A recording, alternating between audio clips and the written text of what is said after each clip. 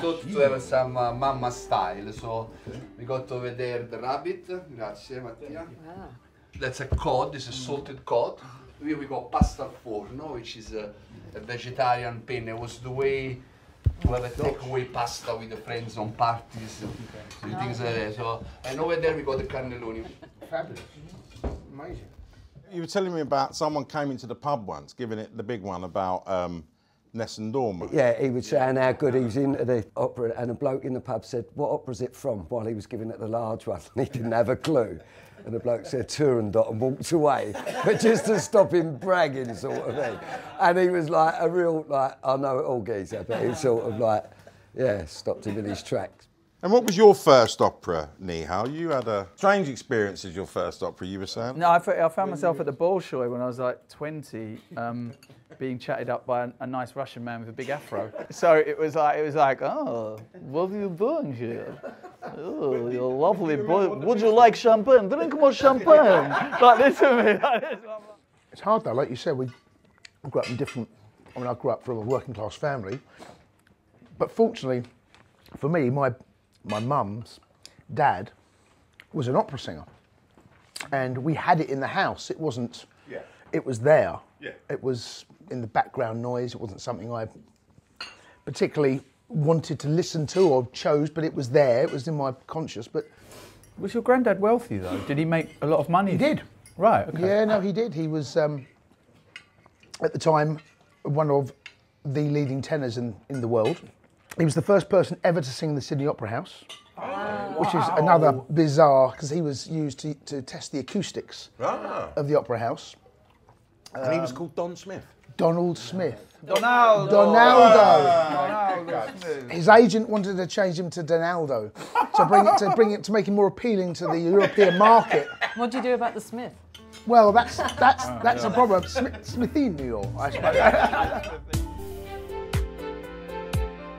When you watch someone, I think even if you see a singer live, and you think, wow, and there's no cuts, and it's sort of like where you can't take your eyes off. It's sort of like once it's over, you realise you've just watched someone for 2 hours, and you've been transfixed. You get absolutely engrossed in what is going on. And I went to see Madame Butterfly. That was the one where, oh my God, I mean, I didn't know what they were saying, but where she kills herself. The moment that obviously I was sitting in front of Brian Moore, behind Brian Moore. Brian's a blubber. Yeah, who's obviously a big, ex-rugby player, tough guy. And I'm sitting there and I'm feeling myself go. I can feel myself well up, and I can feel the tears rolling down and it gets you in that way. And we know what they're singing because you've got the screens and you can. It's an incredible experience, something that everyone at some stage has to see to believe what I'm saying.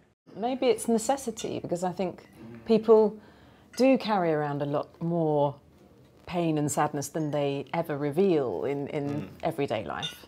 And that is it's a release.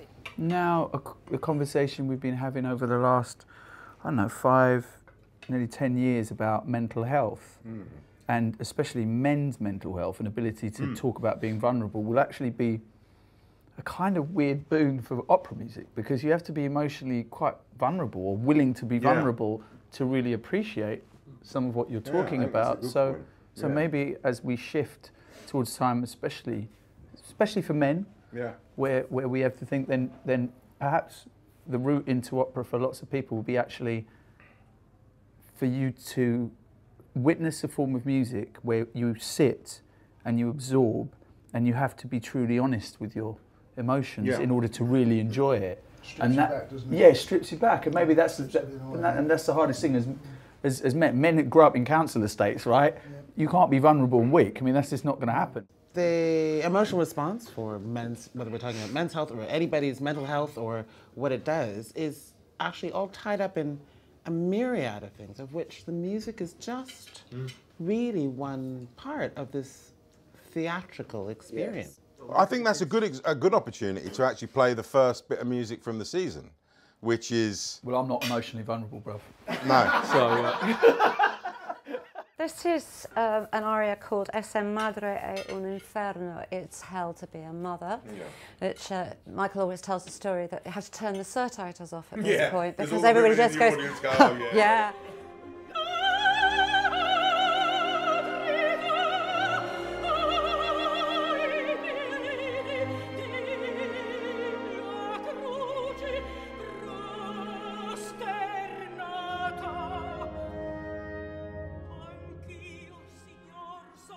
Wow, okay. And that's just because he fancies the wrong girl. Yeah. All that. All that. That's what I mean about the release of sadness, because inside I think our sadnesses are all much more dramatic than we'd ever betray to anybody else. Yeah. They feel like that sometimes, but we could never do that. No, that's true. And I suppose it's like a, you know, that perhaps that is why it can be so stirring. That it's this externalisation of a drama you could never possibly enact, even on your own. I remember listening to a song that I'd listened to for 30 years. It was just a song that was by John Martin. It was called Spencer the Rover, and it's essentially based on an old folk song. It's about a fella goes off wandering, and I never really listened to the song. And there was one day I was on the bus, and it came on my iPod. And I went, oh, Spencer the Rover, this is great. And I suddenly got the song. It became clear to me that the song was about depression. And it was about a guy who just said, I've had enough of this. And he went a roving and he went a wandering. And then he came back. And I think maybe there was something going on at that time. But it was so powerful that a song after 30 years that I just, you know, it was just a nice little ditty that sat in the background. I had to get off the bus. This song has always been with me. It's a song by Mike and the Mechanics called The Living Years. And it's about a young son who doesn't get the chance to tell his dad how much he loves him. Now, my dad is 90. He was 90 a couple of months ago. And I love him. But every time I hear that song, it means more to me now, going back to the point you were making about what it means now than what it did. When I first heard it, it was released in 1988. Didn't really mean that much. It was a song, I liked it. It could pass and go. But I was sitting in, you mentioned Sainsbury's earlier, sitting in the car park waiting for my wife to come back from the shop and it'd come on. And I listened to the words. And the words hit me. Tell my dad how much I love him. And I phoned, after that song, I phoned my mum and dad and I told them how much I love them.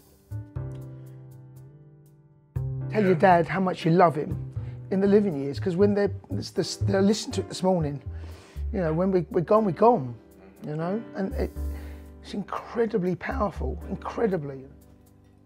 Good call. All the best.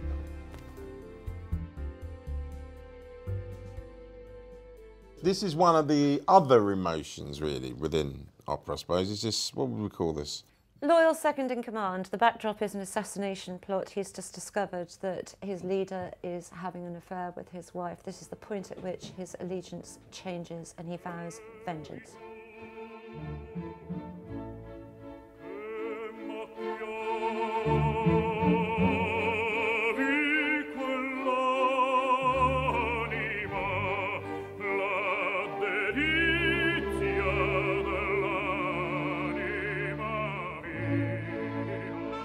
Does any of that, as you sit there listening to that, going back to this, how do we get people to think opera is possibly something they can put in their cultural locker, you know? Do you get it? If there's like 2-minute or 3-minute bits and they go with a film, I sort of get it. But then when you don't, and if you're listening to it, it's some bits you get and you think, I like that, it sounds spooky, and then one bit you get and there's nothing. I feel that one like that, and it's not an opera I know particularly well, but I feel with that one like that, like there's a sort of a ratchet getting tighter and tighter and tighter.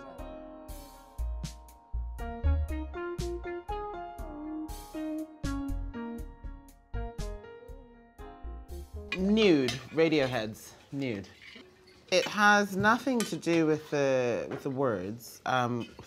Mostly because, and oh my God, this is being filmed, because I have no idea what Tom York is ever singing when he sings.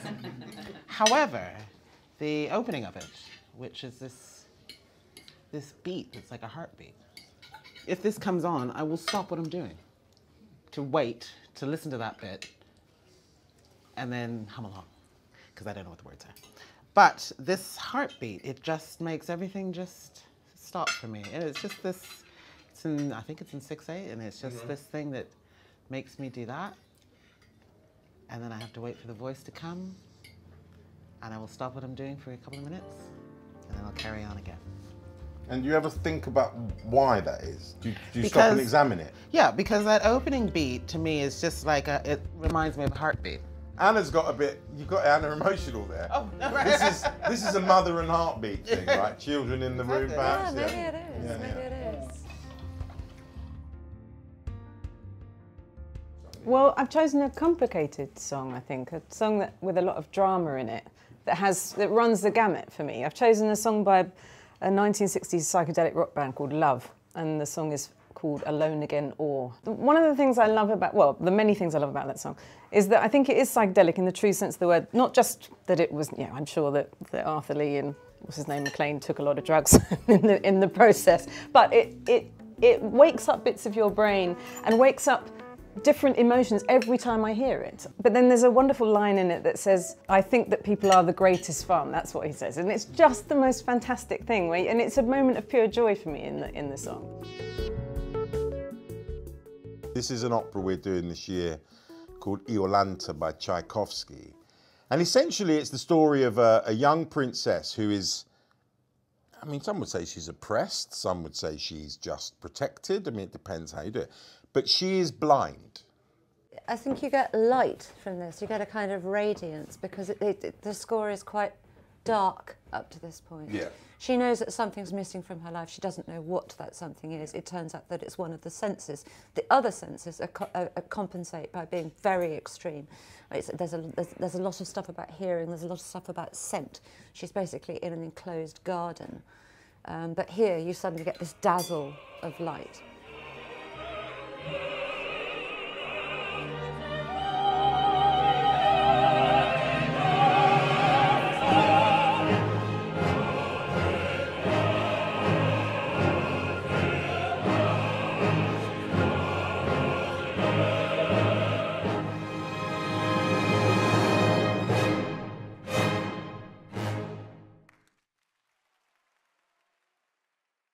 Our quest at Holland Park, we've always tried to demystify the art form. Mm-hmm. For us, it is theatre, and it is just an incredibly direct experience that fewer people seem to be volunteering themselves for these days. So, actually, I will counter with one word. Do you think people think that it's a mystery? So you said, why haven't I seen theatre? What did I miss for 50 years? Is it a mystery?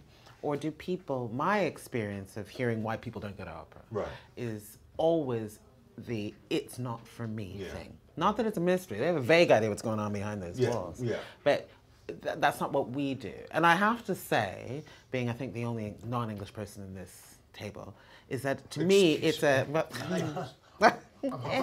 Yeah. All right. Okay, calm down. All right. Well, that went well. Typical American. So, Canadian, even man. worse. All the same. Oh my, wow.